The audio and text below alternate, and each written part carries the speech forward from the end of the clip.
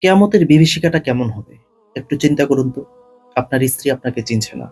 আপনার ভাই, আপনার সন্তান, আপনার বাবা-মা কেউ আপনাকে চিনছে না। আপনিও কাউকে চিনছেন না।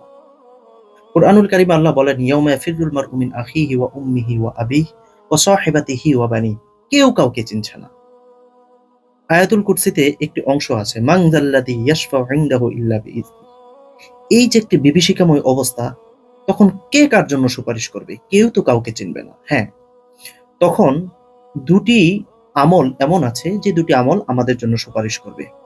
হাদিসে বর্ণিত হয়েছে, "আস-সিয়ামু ওয়াল কুরআনু ইয়াশফাআনি লিল আবদি।" রোজা এবং কুরআন তেলাওয়াত বান্দার জন্য সুপারিশ করবে।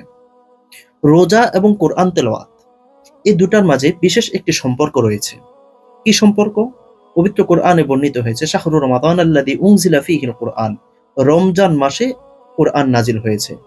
"ইন্না আনজালনাহু ফি লাইলাতুল কদর।" লাইলাতুল কদরে কোরআন নাজিল হয়েছে। এসব আয়াতের অনেক ব্যাখ্যা রয়েছে, আমরা সেদিকে যাচ্ছি না। তবে এতটুকু বোঝার জন্য বলছি যে আল্লাহর ঐশী বাণী রমজান মাসে নাজিল হয়েছে। শুধু যে কোরআন তা নয়, বরং ইব্রাহিম আলাইহিস সালাতু ওয়াস সালামের সহিফার ব্যাপারেও বর্ণিত হয়েছে যে এটি রমজানের ১ম রাতে নাজিল হয়েছিল। এছাড়াও মূসা আলাইহিস সালাতু ওয়াস সালামের কাছে তাওরাত নাজিল হয়েছিল রমজানের ৬ষ্ঠ রাতে। হযরত ঈসা আলাইহিস সালাতু ওয়াস সালামের কাছে ইনজিল নাজিল হয়েছিল এই মাসের ১৩তম রাতে। এবং হযরত দাউদ আলাইহিস সালাতু ওয়াস সালামের কাছে জাবুর নাজিল হয়েছিল এই মাসের ১৮তম রাতে। এই তথ্যটি আমি তাফসীরে কুরতুবী থেকে বলছি।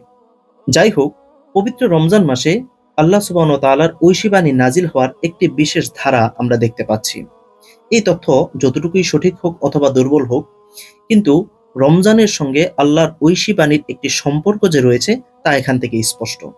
তাই আসুন, পবিত্র রমজান মাসের সঙ্গে যেহেতু কোরআনুল কারীমের এত বড় একটি সম্পর্ক এবং এই রোজা এবং তিলাওয়াতে আমাদের জন্য যৌথভাবে সুপারিশ করবে, তাই আমরা রমজান মাসে বেশি, বেশি কোরআন তেলাওয়াত করব। পরিশেষে সহিহ মুসলিম গ্রন্থের একটি হাদিস উল্লেখ করছি। রাসূল সাল্লাল্লাহু আলাইহি ওয়াসাল্লাম বলেছেন, "তোমরা বেশি, বেশি কোরআন তেলাওয়াত করো, কারণ কোরআন তেলাওয়াত কিয়ামতের দিন তোমাদের জন্য সুপারিশ করবে। আর সেটি যদি হয় রমজান মাসে, তাহলে তো আরো ভালো।"